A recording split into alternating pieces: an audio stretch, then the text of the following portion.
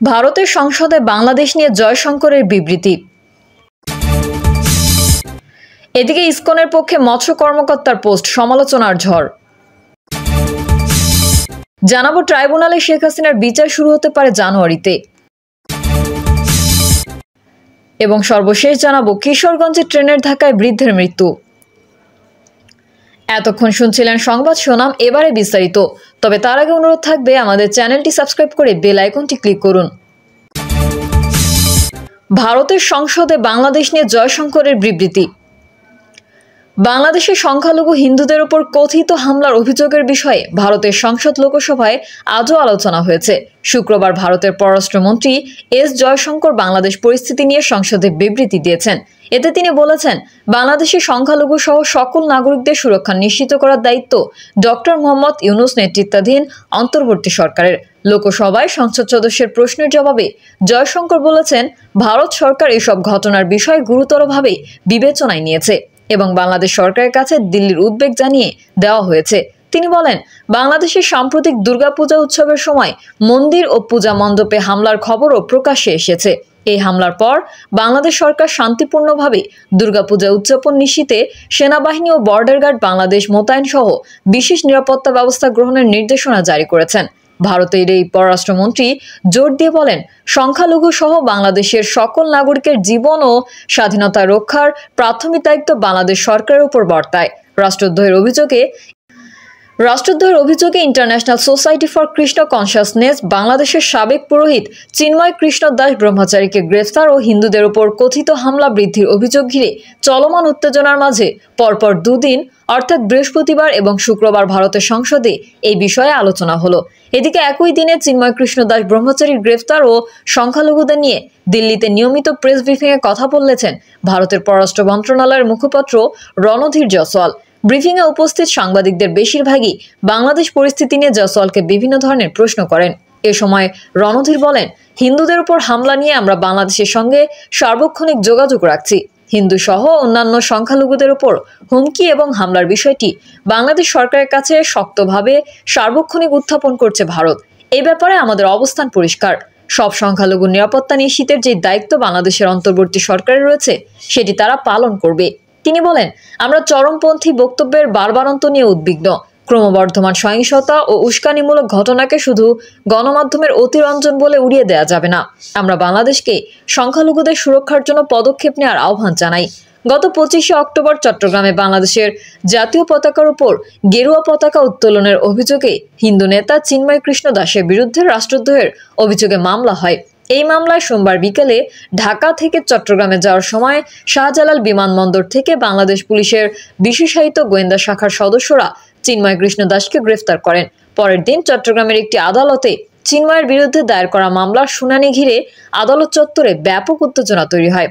এ সময় চিন্ময় কৃষ্ণ দাস ব্রহ্মচারীর মুক্তির দাবিতে আন্দোলনকারীদের হামলায় সাইফুল ইসলাম আলিফ নামে চট্টগ্রামের এক আইনজীবী নিহত হন।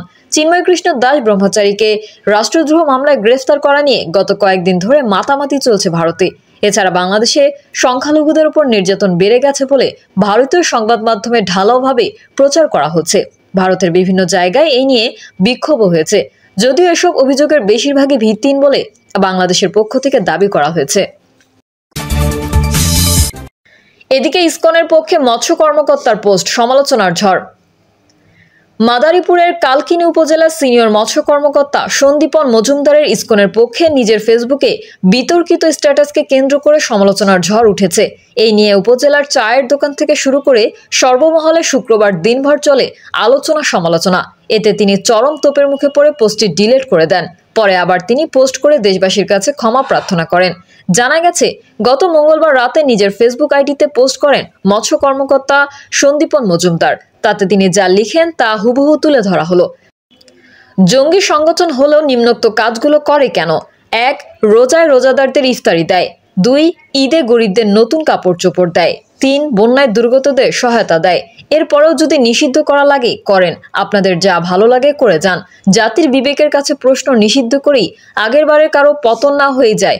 আবার ছাত্রলীগের সাংগঠনিক সম্পাদক আইনজীবী সাইফুলকে হত্যা করে এক ঢিলে দুই পাখি মারার আবার ছাত্রলীগের সাংগঠনিক সম্পাদক আইনজীবী সাইফুলকে হত্যা করে এক ঢিলে দুই পাখি মারার ম্যাটিকুলাস ডিজাইন হিসেবে হিন্দুদের উপর চালিয়ে দেওয়ার চেষ্টা ব্যর্থ হয়েছে সিসিটিভি ফুটেজ সারা বিশ্বে ছড়িয়ে পড়ার কারণে।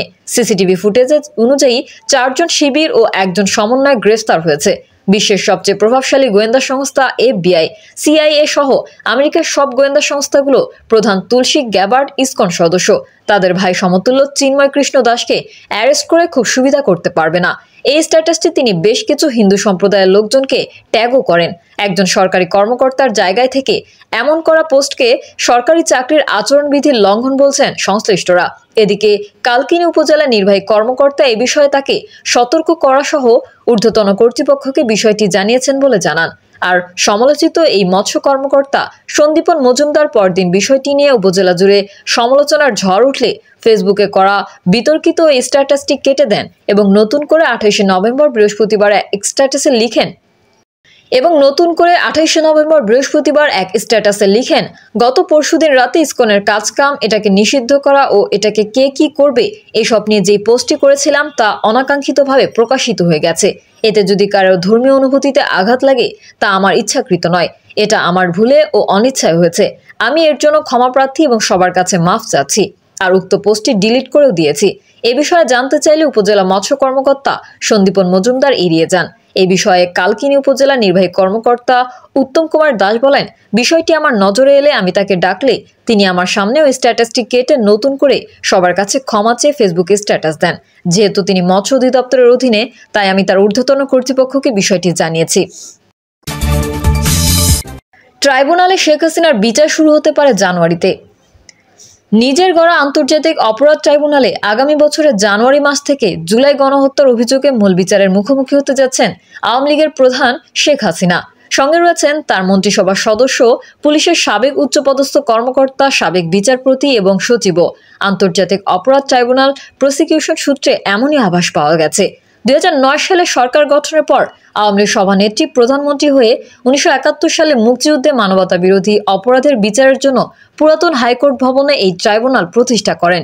এর মধ্যে বিচার শেষে জামায়াতের শীর্ষ কয়েকজন নেতার ও বিএনপির এক নেতার ফাঁসির দণ্ড কার্যকর করা হয়। কিন্তু 5ই আগস্ট আওয়ামী লীগ সরকারের পতনের পর একই ট্রাইব্যুনালে আসামির কাঠগড়ায় ঠাঁই হয় পতিত সরকারের হেভিওয়েট মন্ত্রী, পুলিশ, বিচারক ও সচিবের।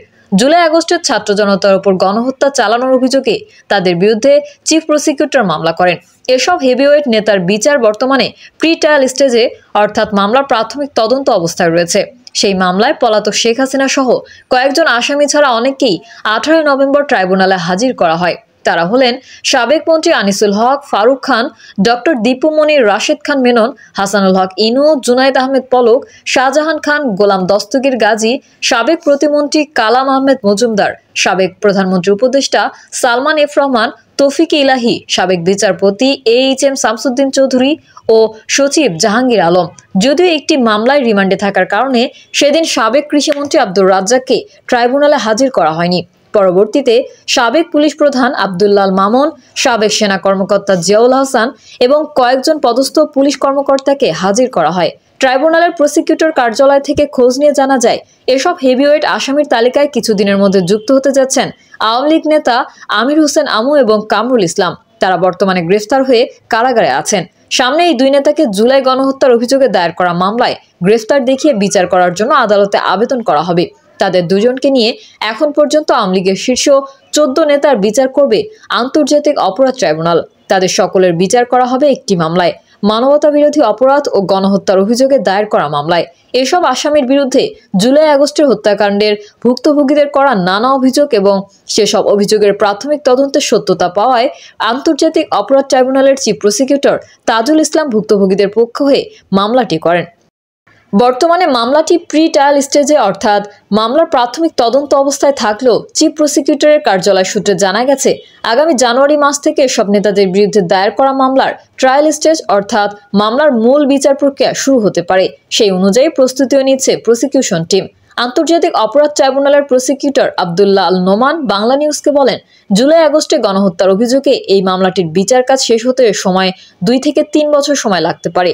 গেল 18 নভেম্বর শেখ হাসিনা সহ তার মন্ত্রীদের কেন বিচার করা হবে এ বিষয়ে আদালতের সামনে তাজুল ইসলামের উল্লেখ করা কারণগুলোর মধ্যে ছিল ছাত্র জনতাকে হত্যা, নির্বাচনের নামে প্রহসন, বিডিআর ট্র্যাজেডির কারণ শাপলা চত্বরে হেফাজতের ওপর গণহত্যা, বিচার বহির্ভূত হত্যাকাণ্ড ও আয়নাঘর তৈরি, 1119 জনকে বিচার বহির্ভূত হত্যা, আওয়ামী লীগের শাসন আমলে দ্রব্যমূল্যের বৃদ্ধি, দেশ থেকে বিপুল পরিমাণ অর্থ পাচার, শেয়ারবাজার লুট, রাজাকারের নাম দিয়ে ট্যাগ দেওয়ার কারণে দেশের মানুষকে পৃথক করার মাধ্যমে আওয়ামী লীগ নেতাকর্মী দিয়ে ছাত্র জনতার উপর হামলা, জুলাই আগস্টের আন্দোলনের মরণাস্ত্র ব্যবহারের মাধ্যমে হত্যা করার নির্দেশ দেওয়ার কারণে সুপিরিয়র হিসেবে শেখ হাসিনা সহ তার মন্ত্রীদের বিচার করার কথা আদালতের সামনে উল্লেখ করেন তিনি।